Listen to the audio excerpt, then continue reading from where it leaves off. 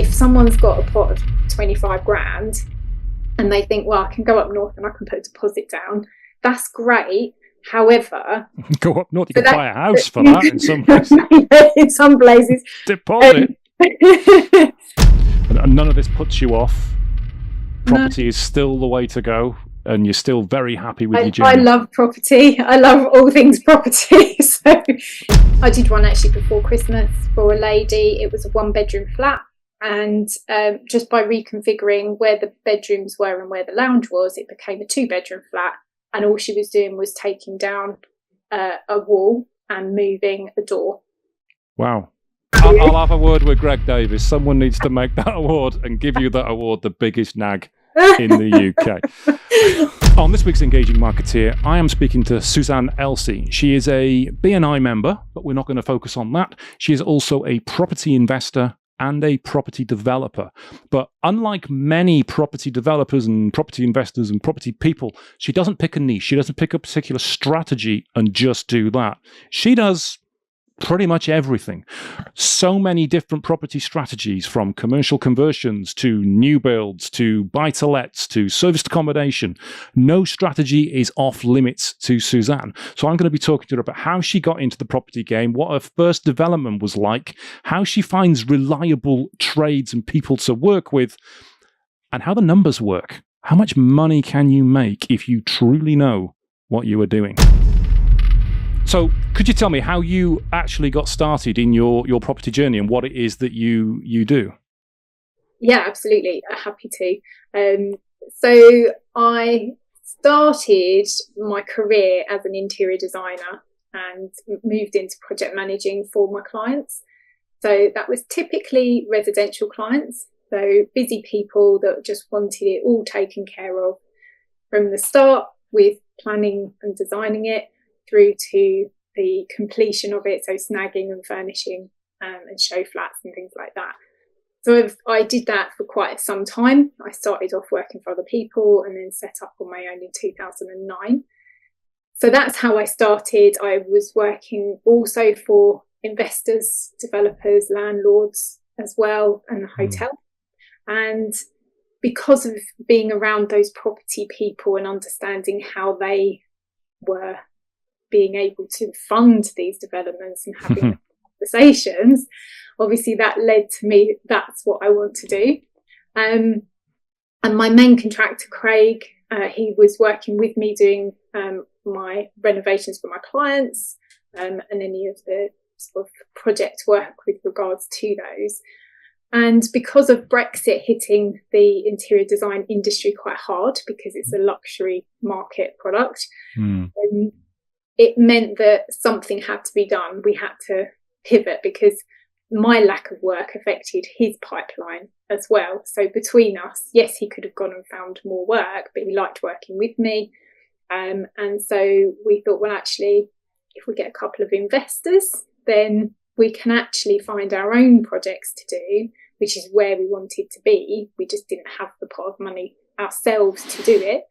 And we found 2 investors that would back us. And so we started our first project in 2019. Well, that's the key, isn't it? You mentioned you learned how the property clients that you had fund their projects. Yeah. And then you found some investors. That's the difficult bit. So what ways about how your clients were funding projects made you think, that's something I'd like to know more about? And then how did you find your investor in the first place? So, yeah, it was interesting because they obviously didn't want to divulge too much. But because you were working with them sort of quite regularly and conversations were happening quite regularly, you sort of pieced things together. Some of them had their own money and it was sort of family money, etc.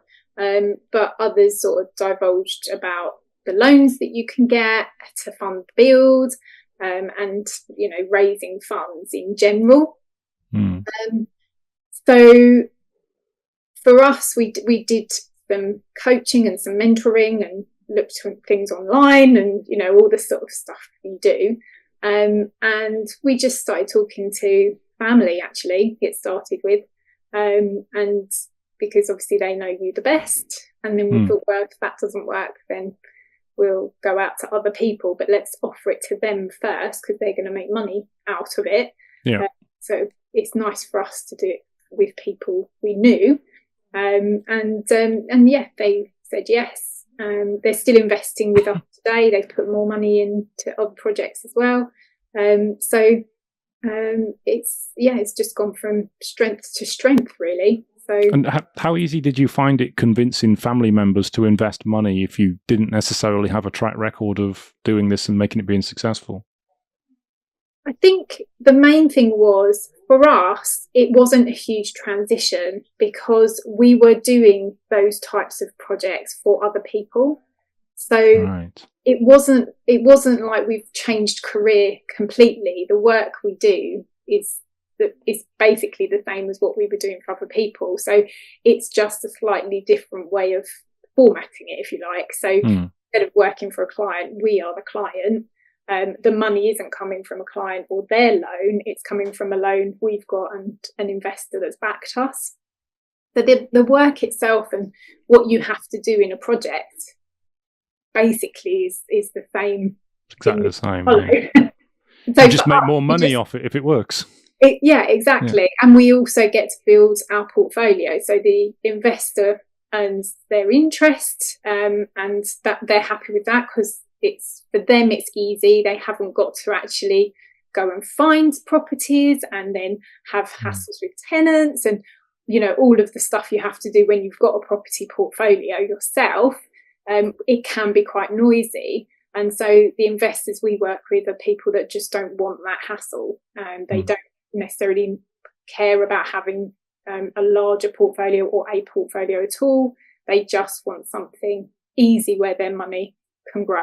Yeah, they just want to give the money and have it come back with more of it. Basically no responsibility. Give me more money, I'll give you this, go back. Exactly. So what was the initial project that you did then? Was it a buy, refurb, refinance project? No, it was land with planning that we built 3 one-bedroom flats. Oh, you went all in then. You didn't start small. You just went straight for it. It was fairly small in comparison to what Craig had done before in terms of new builds. He's done 18 houses before. Okay. So one building that had 3 flats in it wasn't too difficult for him. Yeah.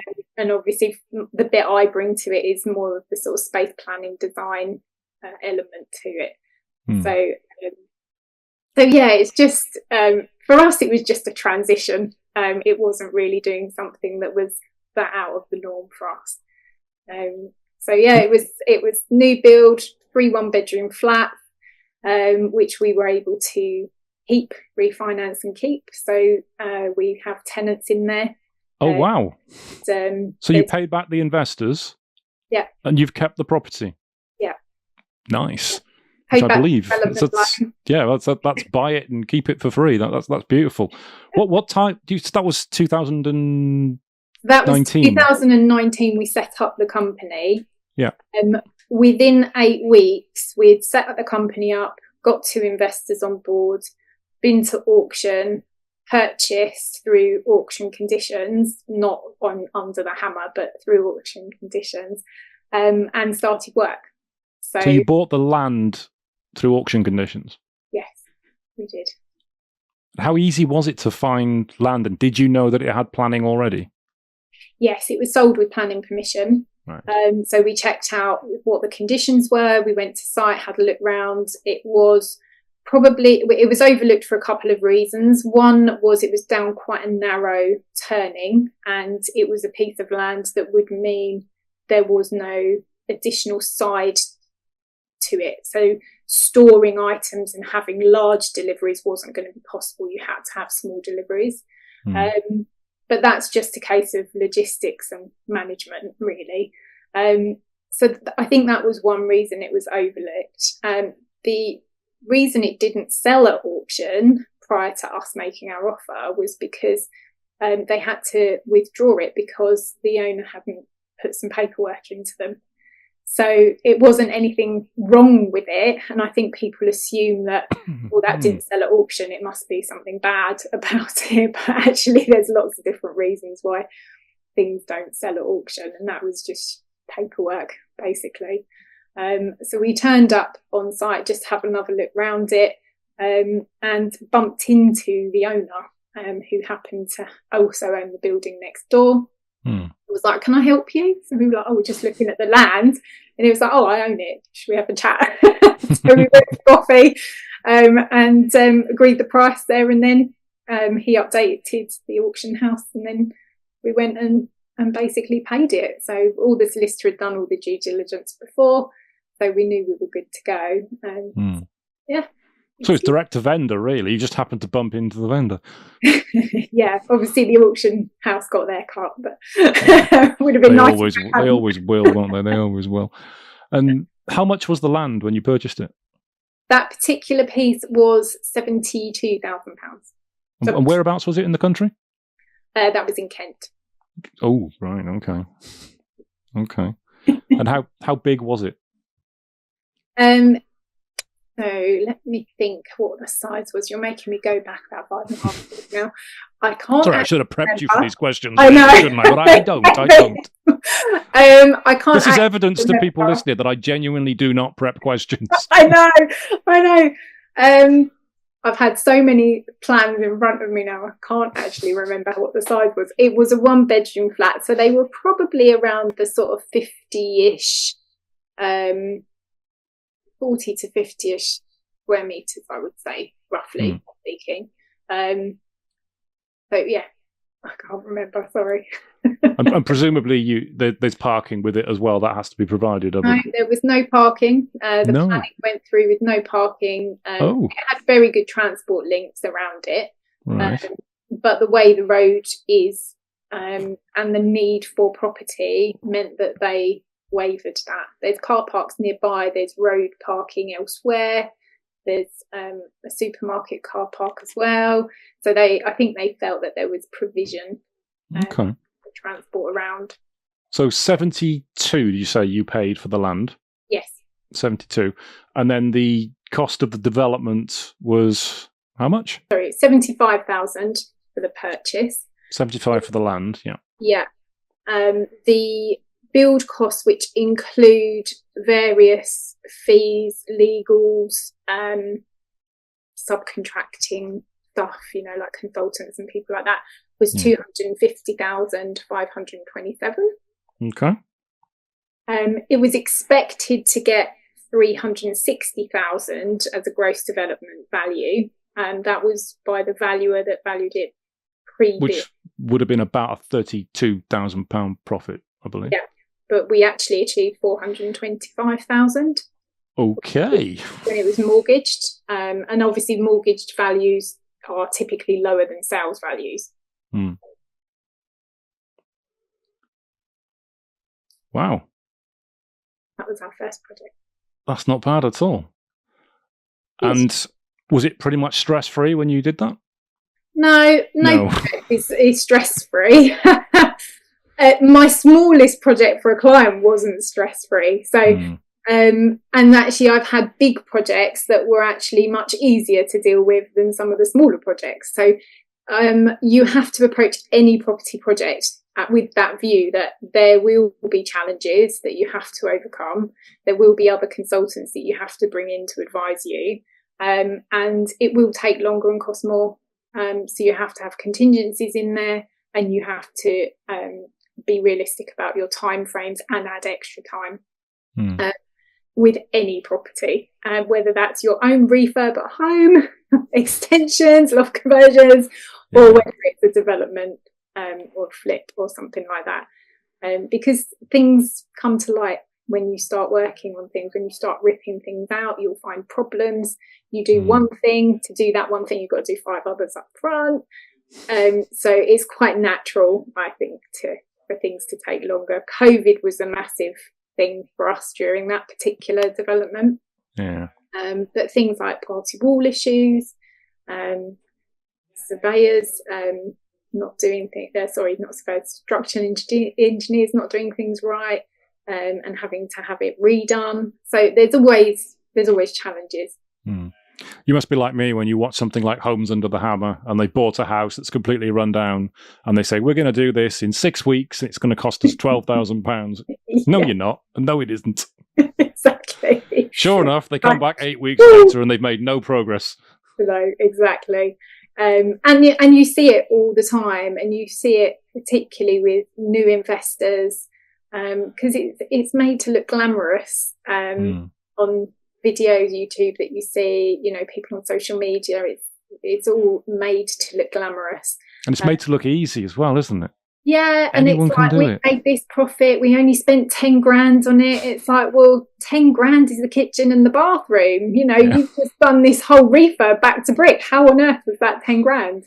And then you find out they pulled in all their mates who have done it basically for free.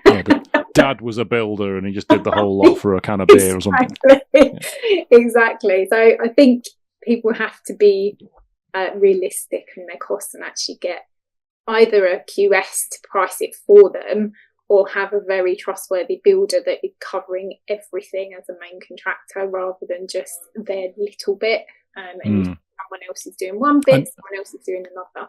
And you say trustworthy builder. That is almost like a unicorn, really, a trustworthy builder. They are out there. They are out there. Oh, I'm not slagging off all builders. They are out there. But trades are notoriously unreliable. And for most people in a residential home, they just want something done. They don't know whether a plumber is any good, whether he's going to rip them off, whether he's going to charge them for stuff he doesn't need. How did you find good quality trades that you knew you could trust that were going to help you with your property development? So the property development was quite straightforward because I'd worked with Craig for a long time. But prior to that, with my interior design business, I was running the team. So I was responsible for putting the job out to tender, managing those people coming in and doing the work at every stage.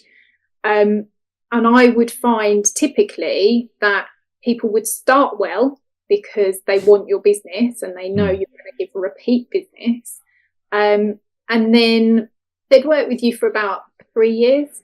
And then suddenly they get a bit complacent because you are giving them regular work.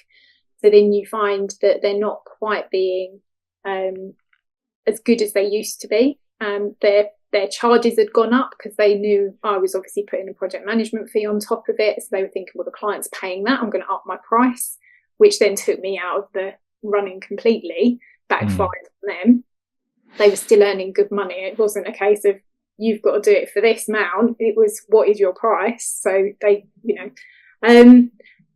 but for me, it was about word of mouth. It was about going and actually seeing the work they were doing, speaking to the people they'd worked for, not just on the immediate job, but previously as well. And I typically would start them on something small first before I went into the larger things with them. It did backfire, but I was quite good at bringing in somebody else and putting things right. And the clients understood that, well, actually, you put it right. That's a good thing, because sometimes people do things wrong. And for whatever reason, sometimes they prove to be unreliable and not turn up, or something happens and they've had an accident. So things do happen. And that's where, as a project manager, you have to be very reactive to those things and get on them quickly. So for me, it was a challenge finding people that had longevity. And then I started at BNI and was in a room of respected tradespeople that I saw every single week. And if they do something wrong, they've got to front you in a meeting every single week and look you in the eye. Yeah. And that actually proved to be really, really good for me. There are people that you get a problem with, but on the most part, that for me has been a really good network to tap into with very reliable people. And there's a process, if they're not reliable, that you basically put in a complaint about them and they get removed. So for me, that was actually where I find most of the trusted people now, certainly over the last 8 years anyway. It was how I was introduced to Craig, because I needed a carpenter to put right someone else's work, actually. As is often the case. Exactly. And I put a message out on our regional Facebook group, and I got a name back and got in touch. It was quite funny because he used to live 5 minutes up the road from me and had moved an hour and a half away from me, literally about 6 months before. But he was still working up in my direction, so it wasn't a problem for him to come and do my work. And yeah, he was just doing lots of projects. I was using about 3 different people at the time, and for me, he was the best at communicating. He would prioritise my work. His guys and himself were very good in people's homes, because not every contractor is good in someone's house. Yep. They were okay on site, but not in a house. I've heard a lot of stories about contractors doing and saying things completely inappropriate that does not wash in someone's house. Absolutely. You know, the radio wasn't blaring. You know, they would take shoe covers, because obviously they need to keep their boots on for safety. So people expect people to take their shoes off, but actually health and safety and insurances mean they can't. And I think that's something that can annoy homeowners in particular. So just from there, he became my main contractor, and so for me the move to property development was natural to do that with him. So the trust is already there. We know how we each work. We're very similar in how we approach things. So for us, it was sort of a no-brainer, really. Yeah, no, I get what you mean with BNI. You occasionally you will get trades that aren't what they claim to be, aren't as good as they say they are, and they'll do things wrong. But you're right, you've got to look them in the eye. They've got to see you every week. If they are continually unreliable, they're not going to last very long. No. They're not going to stay in BNI. So just because somebody's in BNI doesn't mean they're great. But if they've been there for 5 or 6 years, they're probably pretty good. And equally, what you mentioned about shoes, about taking shoes off, I had that recently. I had a house completely renovated I moved into. I had the downstairs floor is like 1950s parquet floor. I had the whole thing restored. Cost me about $3,000 to have the whole lot restored. About 2 weeks later, guy came in to fit the worktops into the kitchen, walked straight through in his boots, walked straight back the other side, took something out of the kitchen and literally threw it down on the floor. Threw it down on the parquet floor. Some trades you just can't rely on. No. They don't care. They don't care. You talked a while back about when you were doing your first development, you went online and you found some videos and you watched and you did some training. What was that? Who did you find? What did you do? So for us, obviously the construction side of things we were confident in. So for us, it was more about funding it and strategy, if you like, for different things. So we both separately actually started following Simon Zucci from the network. And we did actually end up doing his 12-month program, right? Because we wanted to learn more of the strategy side of things, the legal side of things, and more that side of the property world, as opposed to the actual construction side of it, because they're sort of two parts. He's Midlands based, isn't he, Simon Zucci? Sort of Birmingham area. Yeah, Birmingham based. And his networking group, I think you mentioned it's PIN, isn't it? It is, yes. Yeah. So I'm a speaker on the PIN circuit as well now. Talking about layouts and interiors, mostly about layouts in that particular thing.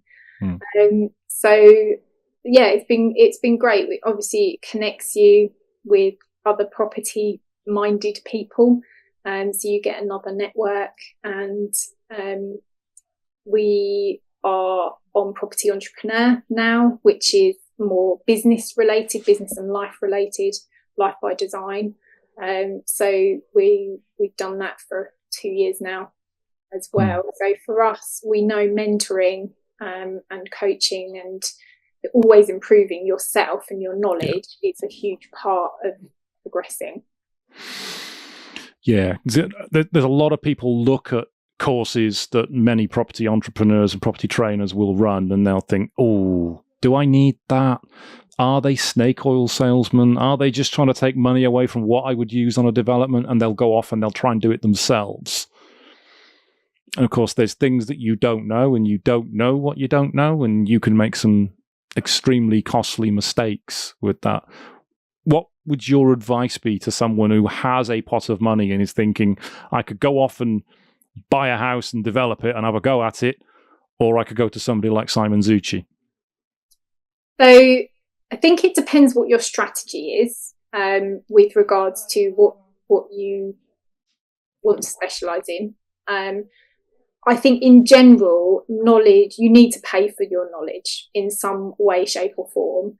And that payment, whether that's a few £100, whether it's several £1,000, like 50 grand or something, I think some of the courses are out there, whatever that is, over the next however many years you're going to be in property, which isn't going to be one, it's more likely to be 20. When you divide that across that time frame, it's not a lot, but also it means that you're optimizing everything that comes after, because you're going to make less mistakes. You're going to be open to more opportunities because you know more. So for me, if someone's got a pot of 25 grand and they think, well, I can go up north and I can put a deposit down, that's great. However, go up north, you can buy a house for that in some places. In some places. Deposit. Don't forget, I'm from Southeast, so try Birkenhead. Get yourself to Birkenhead. So for me, I think, if you're spending 10, 20 grand on education, you are going to make that back over the course of a few, maybe one development, maybe several. You will make that money back and more. So I think knowledge is key. However, we talk to a lot of tradespeople doing what we do, obviously, and they've been very intrigued about how we've done it. So we've actually put our own training course together, which has been accredited. I was going to ask if you've done something like that. But that, most of them have done some sort of property course and then done nothing with it. And that's the key thing, is it's all very well paying money for a course, but are you actually going to implement it? So the course is nothing without mentoring or coaching of some capacity, because that's what holds you accountable. It's what you put your own deadlines to it, and it's what makes the step changes for you, because we all have this, I'm going to do that, and then suddenly 6 months has gone past and you still haven't. Because you're on that treadmill of work, life, you're in the whirlwind of all the stuff your business throws at you on a daily basis. So actually, to make the change, you need to prioritize different things and do things differently to what you've done before. And that's uncomfortable. You're putting yourself in an uncomfortable position. So it's easy to fall back into what is comfortable. Yeah, I see a lot of people that go off and do numerous different courses and they don't implement any of it, and then there's another course and you see them on that, or you see them on a screenshot of a Zoom call of another course that they're on, and they're just not implementing anything. And that, I think when you're on courses like that, it's some of them, and I presume Simon Zucci's will, provide you with the accountability as well. You've got somebody that is going to check in with you to say, look, what have you done in the last month? Have you made contacts with vendors? Have you put leaflets out? Have you checked different deals that you can possibly do? And without doing that, you do end up just doing course and not doing anything, because life gets in the way. It does. Business gets in the way. Some people are just too comfortable. They're too comfortable in their own job. They're too comfortable in their own business, and they don't have that hunger to get out and do the business itself, which I think is a lot of the ways like BNI works. You have that accountability. Yes, that accountability to other members, and they have that accountability to you. So how important, and I've kind of led you here, how important do you think accountability is with being successful within property? I thrive off of accountability. For me to get things done, I know I need to be held accountable. It's something I've known for a number of years now. So I will buddy up with people, or I will have a mentor or a coach to make me accountable, because I know I perform better and I get the goals that I've, the targets or goals that I've set, I get to them. So for me, it is hugely important.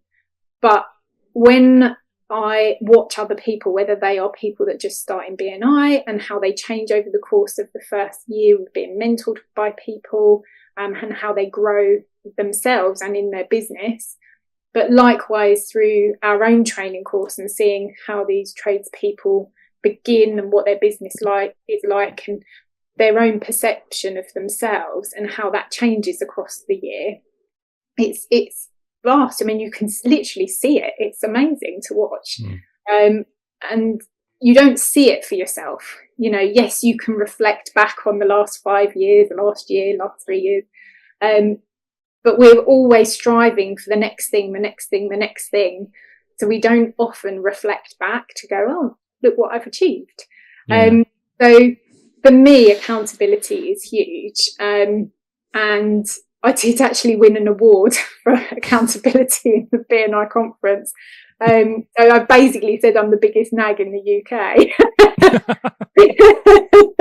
Winning an award. But it is something that people set their own goals, and then it's just like, well, have you done that? How are you getting on with that? What do you need help with? And it is a way of showing people you care because you want the best for them.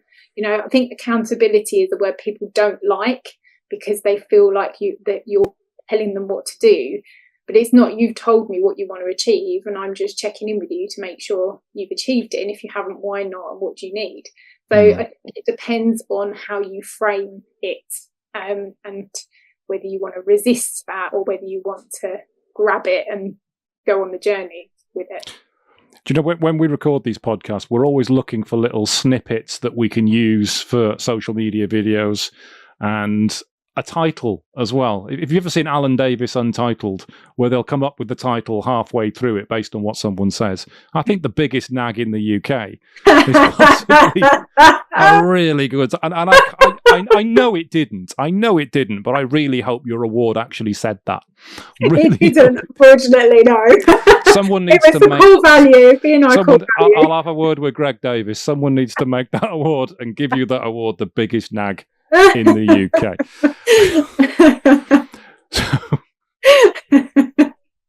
I think that'd be amazing. So once you did your first property, what was the second property that you looked at? This was actually another auction purchase. The second and the third projects we looked at, we didn't get. Right. One reason and another. So the one that we actually started next was. So sorry, just to stop that. So you decided not to get them, or somebody else got them before you? Somebody else got them before us.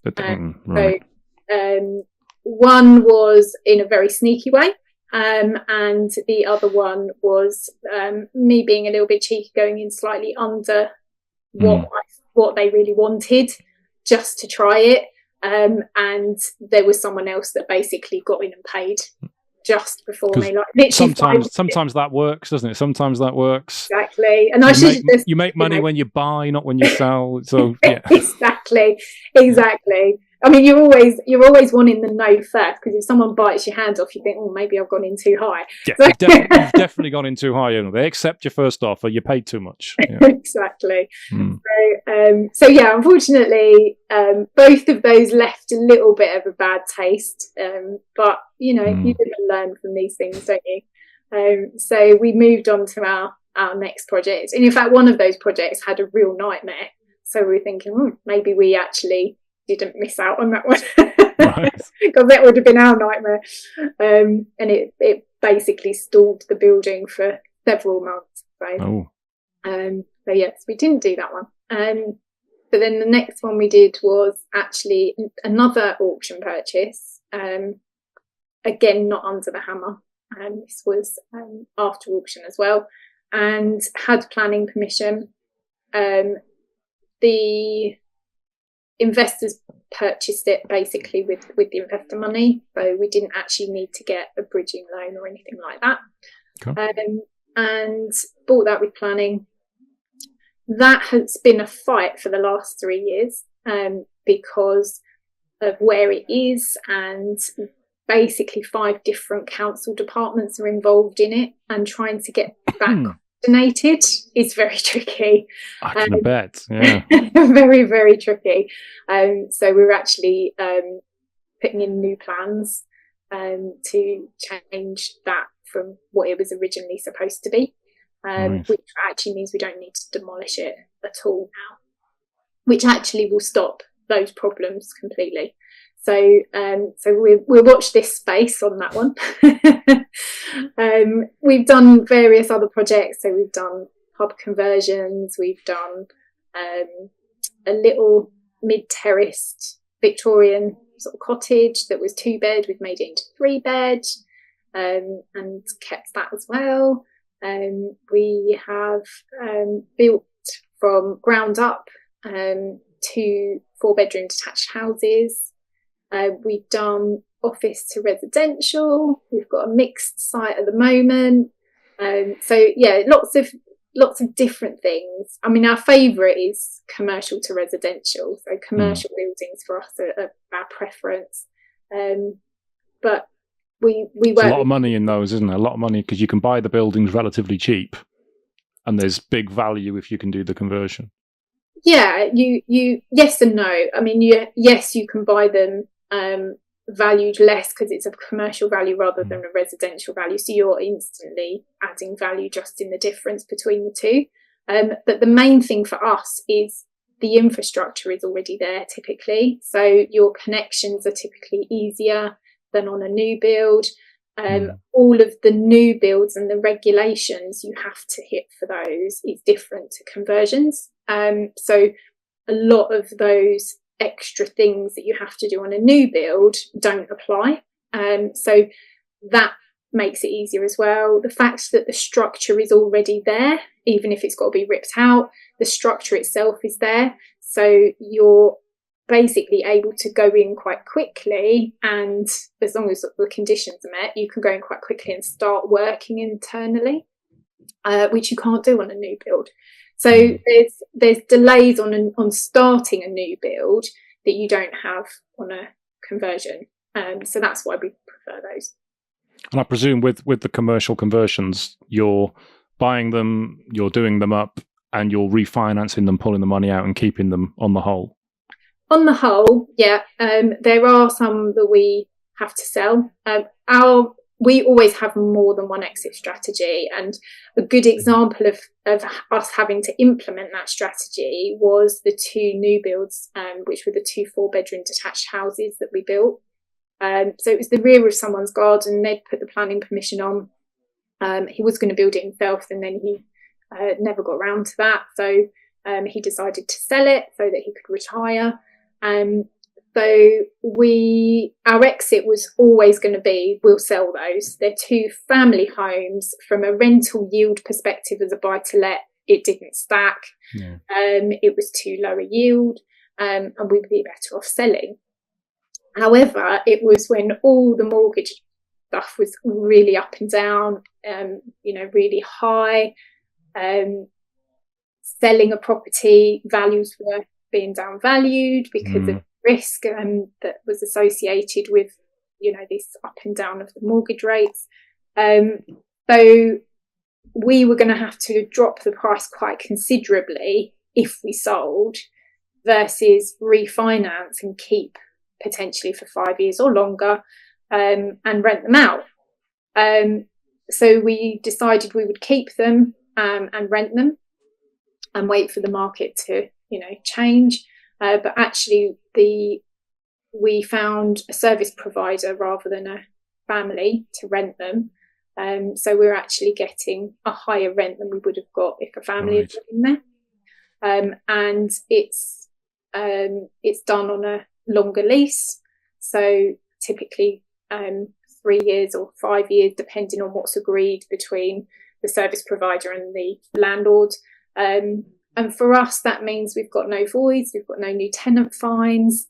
They maintain the majority of the building. Obviously, there's things we're responsible for. But actually, the noise of it is their noise rather than our noise. So are they using that for their employees, their team then? That particular one, they have contracts with the council, and they put people in there that have they need a little bit of extra help with living independently, for example. Right. You've got lots of different service providers out there. Some are charities, some are working with vulnerable people, some are ex-offenders, emergency it's social housing effectively then, isn't it? It's not classed as that, because it is private companies that are doing it. So some people are doing social housing sides with their properties. So there's lots of different criteria out there. You've obviously got the corporate let side as well, service accommodation side. So there's lots of different ways that your property can be exited with you keeping it. So have you done any service accommodation yourself? Yeah, the first one. Of course you have. The first one that we built, we did service accommodation just in the bottom one, because the top two flats on a buy-to-let covered the mortgage and the insurance and bills that we had. So nice. Let's try our hand at this service accommodation. It's by the sea, you know. Oh, really? Oh, wow. So we thought we'll try it out. And it did all right, actually. It did all right. It's a little bit more than it would have done as a buy-to-let. So we didn't lose out on it. But for us, it was a little bit noisy when we want to concentrate on what we do best. And also next door, a massive build was happening. So for people coming for a holiday, we just sort of thought, that's not ideal, is it? It's not ideal. So we actually got tenants into that instead, who obviously weren't worried about the build happening. And stayed there for a while. So yeah, we've tried that. We've got a couple of new ones coming up soon, which 2 of those will be service accommodation as well. So quite excited to get those. Oh, so you've not been put off by service accommodation, then you're still doing it? No, I think there's a place for it. We will have it. We will have it managed by other people this time. We started going into that, but then obviously with the build happening, it just wasn't going to be viable to carry on. But no, it hasn't put us off. I think there's a place for it. So yeah, happy to give it another go. As I say, it's not going to be us managing the noise. Yeah. So I like the way you've used that term as well, noise. I like that. Just the general din of having to deal with the property, the noise. I've never heard that phrase before, but I love it. I'm going to start using it myself now. It's like any business, you know, any business tool has noise to it. Just too much noise in this business. So is there any kind of property or property strategy that you'd look at and go, that's not for me, I'm not touching that? For me, HMOs is not for me. I'm not saying never.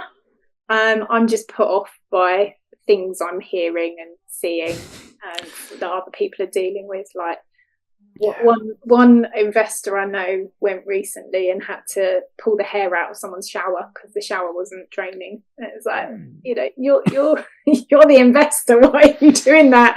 Because I wouldn't want to be doing that. And that's down to them having the right team and setting themselves up in the right way. But you know, tenants ringing over who's stolen whose milk, and you know, I don't want that. And I think, you know, there's so much change in the HMO world currently.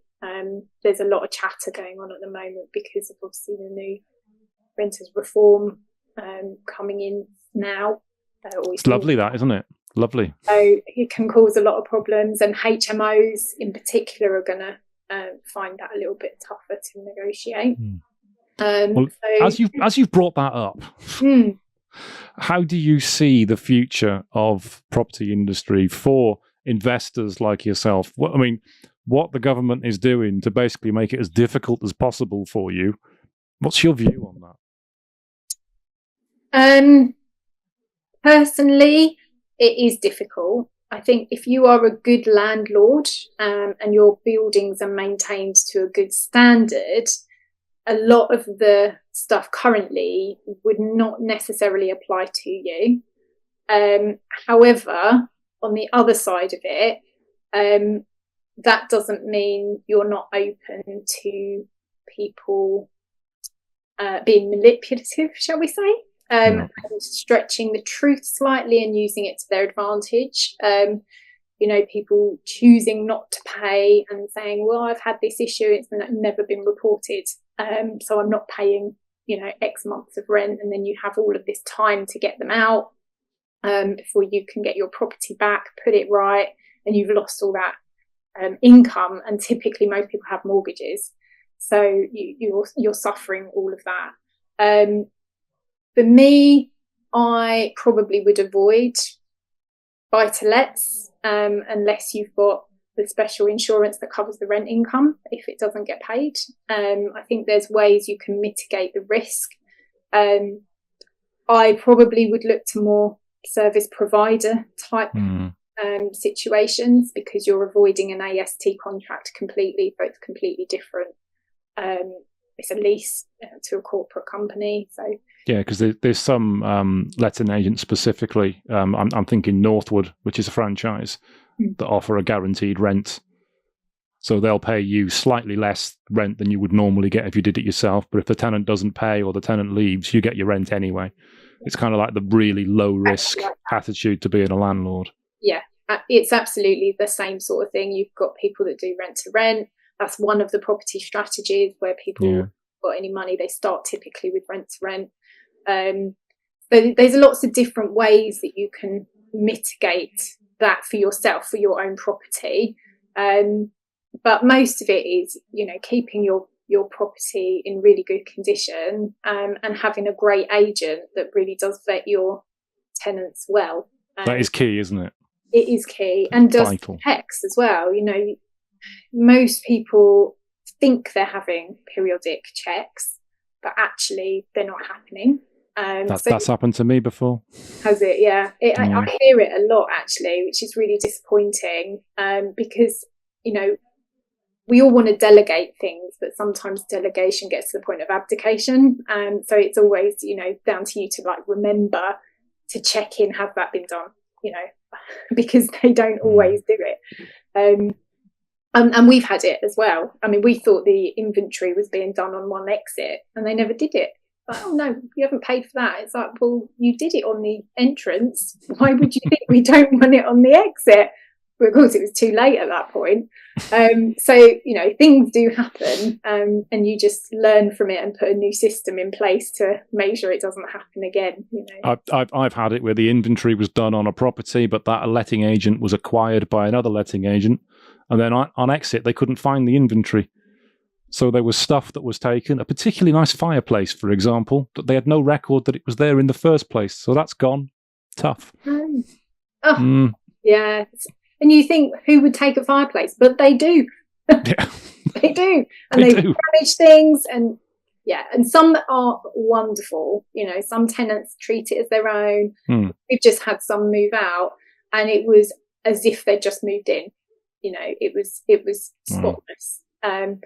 So, some are wonderful, but some that can be tragic for people. And I feel sorry for those landlords that have to foot this huge bill just so that they can get it ready for tenants. Ultimately, we want people to be happy in the properties that they're living in. And so, it's very sad when that happens. Yeah. And none of this puts you off. Property is still the way to go, and you're still very happy with your journey. I love property. I love all things property, so it won't ever put me off. I love improving spaces, designing spaces. Clients have said to me so many times over the years, you've changed our lives because you've changed how they use their space, and they're more comfortable in it. They feel safe and happy in it.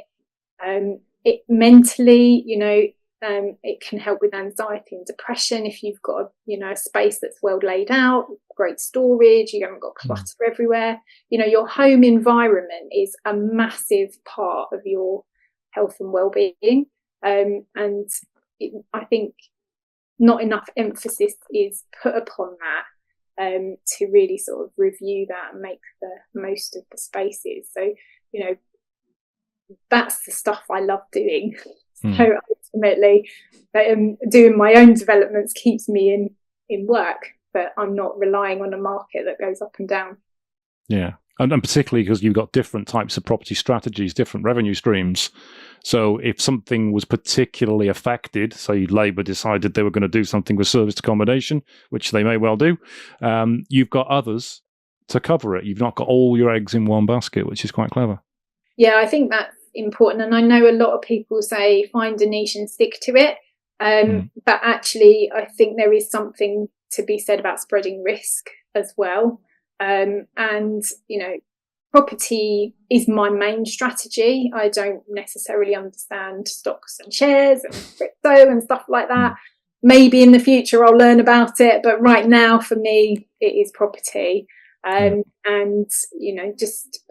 just really sharing the knowledge that we've got and the experience we've had to help as many people as possible.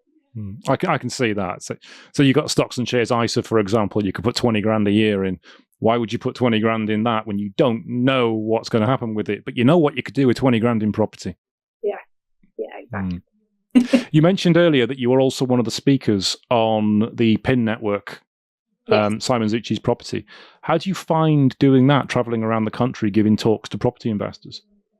Sometimes it's quite nerve-wracking in some of the larger ones. I still get nervous. It's not something that you probably will ever get over.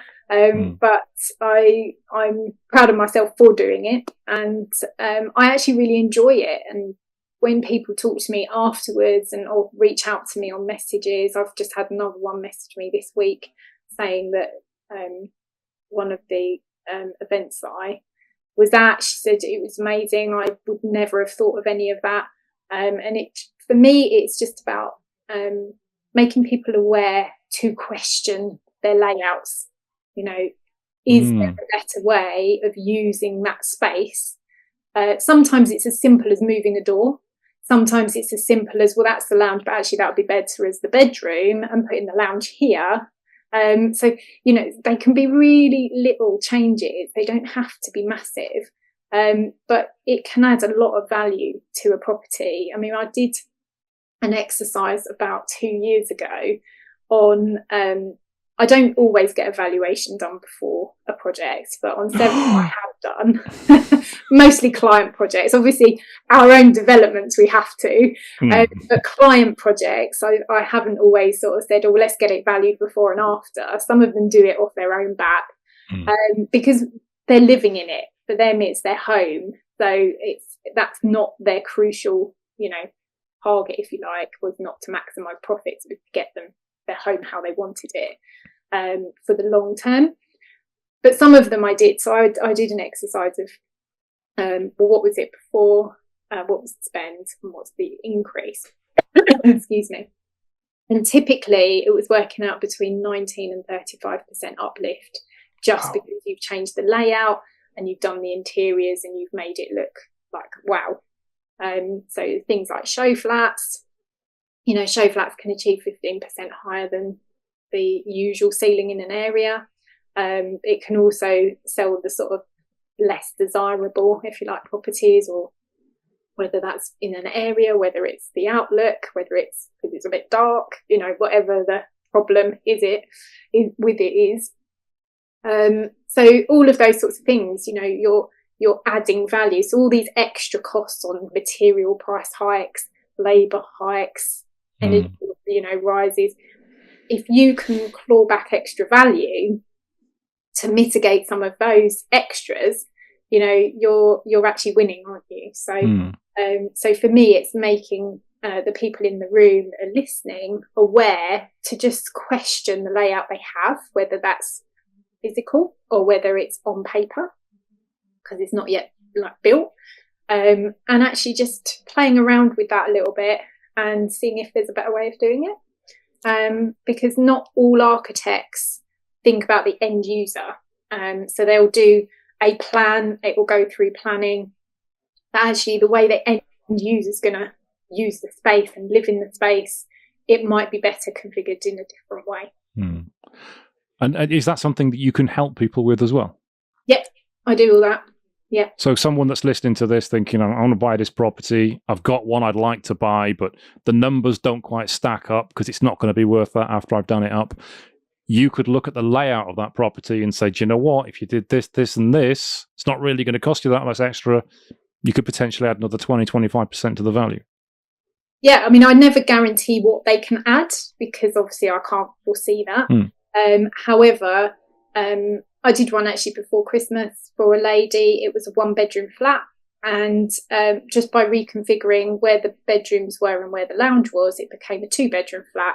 And all she was doing was taking down a wall and moving a door. Wow. That was it. and the increased cost between a 2-bedroom flat and a 1-bedroom flat, pretty easy. Yeah, she was going to do a refurb anyway. So you might as well do a little bit of structural work. People are put off by structural work thinking it's a lot of hassle and a lot of cost, but it isn't always. So yeah, just by doing that, changed it from a 1-bed to a 2-bed. And like you say, that's quite a lot of money extra versus the work. This has been fascinating. I could talk to you about property all day, but unfortunately, we're about out of time.